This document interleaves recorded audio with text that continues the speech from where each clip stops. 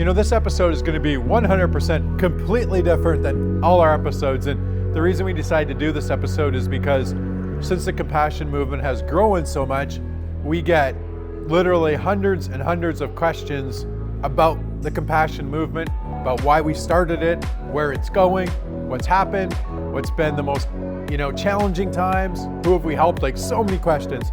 So I thought that this is a perfect time to sit down and actually answer all our wonderful fans' questions through, the entire movement so far.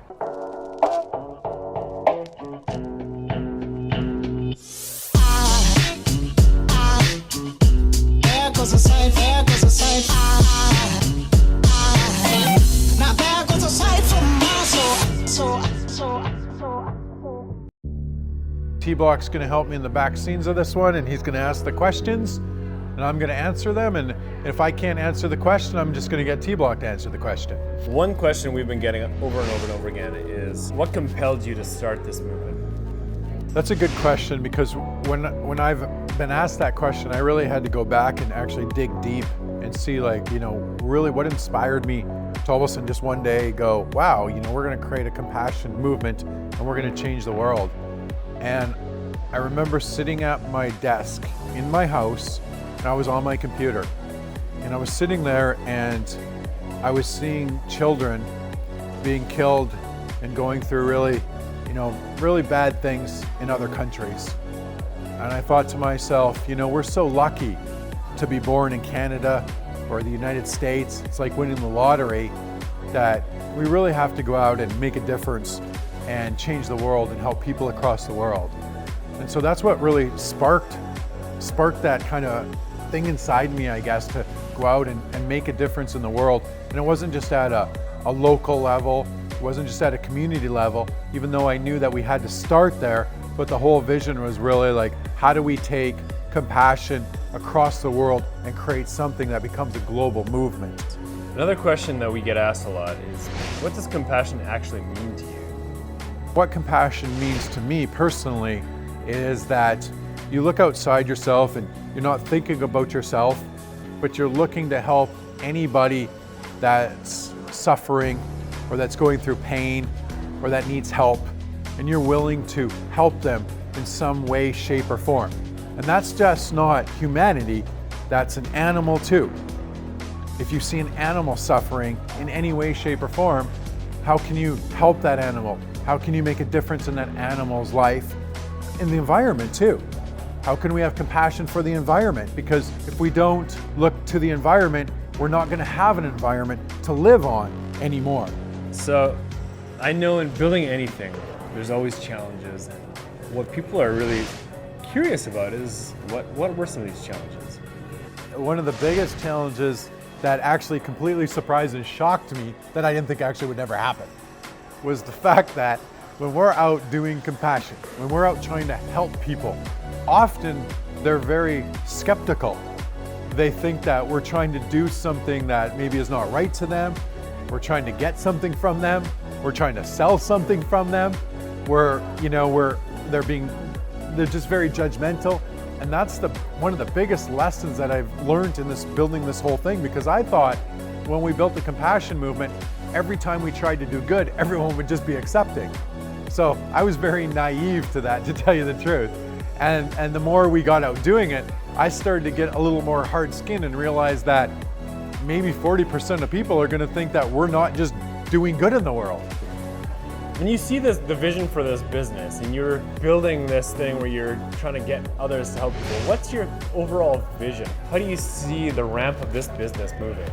I mean, the whole movement in general is to leave one thing, to leave a legacy for the next generation and the next generation. Right now, we're just making a dent to create a better world. And if we build a movement that has been built properly, the next generation picks up the biggest steam of it. I see it that it's helping hundreds of millions of people in many different countries that connect us all together. Think about that and listen to me on that. It connects us together. That's why we're failing, is because we're not connected as communities, we're not connected as people, we're not connected as societies, we're not connected as cities, we're not connected as countries. So how can we ever come together to create more world peace? How can we ever come together to stop violence? How can we ever come together to push against terrorism? We can't when we're all like pushing against each other.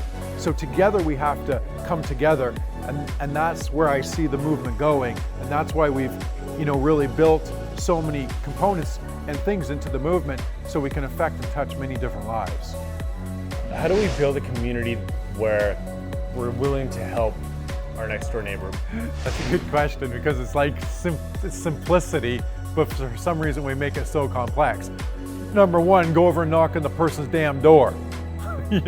Simple as that. And introduce yourself, bring them some cookies or something, but then you're probably going to think the cookies are poisonous, so you won't take them, and then the relationship is broken. That's where it usually goes. I mean, we must sit down and we must understand each other's stories. That's the only way we can change the world. It doesn't matter what race you are, and it doesn't matter what race I am. The matter of fact, we all come from some kind of story, and when we sit down and we get to know each other's stories, we can connect more. How do we do that? We've got to introduce ourselves to our neighbors. We got to go to our communities and go out to functions and go out even to different churches. Maybe you don't even believe in that church, but you can still go and connect. It doesn't matter. You don't have to just be because you're in one type of religion doesn't mean that you can't respect somebody else's religion and be friends with them and be compassionate with them. Like, we can use digital to connect. Why don't you get on Facebook and people are with inside your local community and reach out to them and introduce yourself and then go for a coffee. It's faster than ever to connect with people, and everybody thinks that technology has made us actually farther apart. That's completely wrong. Technology has made us connect even closer and faster. It's just we're not using it sometimes for the right purposes. So you can reach out to anybody at a fast rate. Why do you feel like people want to be involved with this? I think there's actually a couple of reasons why people want to get involved into any kind of movement, and especially a compassion movement. I think that the people that do come into this are compassionate people and do want to make a difference in the world and truly do good and leave the world better to the next generation. And then I also feel like people really want to be part of a community. They want to come together. They want to connect with like-minded people. They share the same vision. They share the same needs. They share the same wants and stuff like that. So they connect as a group. So I think that's one of the major parts of why we've even built such a huge community. And then I also truly think deep down that people come into a compassion movement and build what we're building is that they want to help more people, but it also makes them feel good. And I think really too, one of the biggest underlying reasons is the fact that I found that as we've been building this, it's just a lot of times people don't have anywhere to go and they want to be part of something, but they don't want to start something and have to build it all themselves and lead it themselves. But if you have a structure and a system, you have millions of people that want to get involved in that and help. So you more or less put it together. And I always say we just kind of put it together. I've always said it's not my movement, it's everybody else's movement. I just kind of had the idea, we put the systems and the structure together and we're just building it. But I still believe that it's never been my movement, it's all of us together, this movement growing together as one. You've driven this forward through 32 episodes. What's been one of your most heartfelt, or a story that really reached out and touched you? Yeah, you had to ask that question because that question totally puts me on the spot. I don't even think you can answer that because there's so many stories. There's so many now I'm gonna get myself in trouble too because I'm in love with so many of the people that have been on our show that I don't know even what to choose, because there has been so many that have affected my life, and I know your life and other people's life in different ways at different times. So, I mean, let me pick one of the most recent ones that I think that inspired me kind of even to reach out to our Vancouver City Council and start stuff at a bigger level. There was a girl that came into our movement and she watched one of our shows that we had done in Saskatoon at the Lighthouse. The Lighthouse brought in people that had been homeless, addicted to drugs, alcohol, going through problems, and and house them. They have temporary housing and long-term housing, and they feed them. Great program. And she's seen the show, and she had reached out and she was like, oh, you know, I was homeless for 4 months and the Lighthouse really helped me overcome a lot of my stuff. And, you know, she was very inspired by our show. And she was very persistent and kept messaging me, which I loved, which I really respected the hustle in that, which is really, really cool. She reached out to me in one of her messages as we'd already built a relationship. And she said, you know, I don't have any money to get my clothes washed. I have nowhere to get my clothes washed. However, she never asked me for money or anything like that. And you know, it was something that really hit home because it was something that I knew that I took for granted and everybody around me in my inner circle 100% takes for granted. That's one thing that you actually never really think of and you never even hear of in the media too much about, well, like you think about like, I don't have clean clothes for 2 weeks. I don't have clean bedding for 2 weeks. I don't have anything clean to wear. And so that really hit home with me. And I realized how much she was like working to try and change her life and just needed some little help like that. So I was quickly put a message out to the Compassion group and some girls stepped up. Janet from Saskatoon quickly jumped in the mix and said, you know, I'll go pick up her clothes. I'll wash her clothes for her. And then after she got her clothes, she sent me a message and she took a picture of them. And I like never seen somebody so happy. It was like one of us maybe winning like $10 million lottery. So how has all this stuff affected you? How has it changed your life, or has it changed your life? That's another such a deep question. Put it this way. When you build something good that can change other people's lives, you automatically change your life without not even knowing it. And so for me personally, it has risen my level of compassion from here to here. It has taken me from thinking about compassion and doing a little bit, to doing a lot of it. It has brought me out to recognize people that are suffering where I wouldn't have recognized before. It's brought a part of me out that I can now be more compassionate and empathetic, loving, heartfelt for people, and not near as judgmental around people anymore. So let me tell you a story about elephants. So when you look at elephants and you look at full-grown elephants, they're big, they're huge. So do you actually think if you rode an elephant, would it affect an elephant? Like, come on now, like seriously, watching this right now. Like T-Block, how about you? Like, do you think if you rode an elephant, would it like do any damage? No, I mean, they're pretty big animals, right? So why don't we just go ride elephants? Like, I never thought that riding an elephant would have any, you know, any negativity to it because they're such big animals. Now, then I got educated on the fact that what actually does an elephant have to go through for it to be trained for you to ride it? Think about that. Then when you start to dig a little deeper and you realize as baby elephants, for them to get trained, for you to go on your vacations and pay your money to ride elephants, is they take sticks with spikes in it and they beat the baby elephant and its trunks until it bleeds raw. Blood everywhere. And then they tie it up to the fence so it can't move, so it's like on a noose and it can't move its neck. And they beat it and they beat it and they beat it and they beat it. Blood everywhere. And that's how they keep training them to put somebody on it. So it will get trained to just put somebody on that elephant and you can ride that elephant.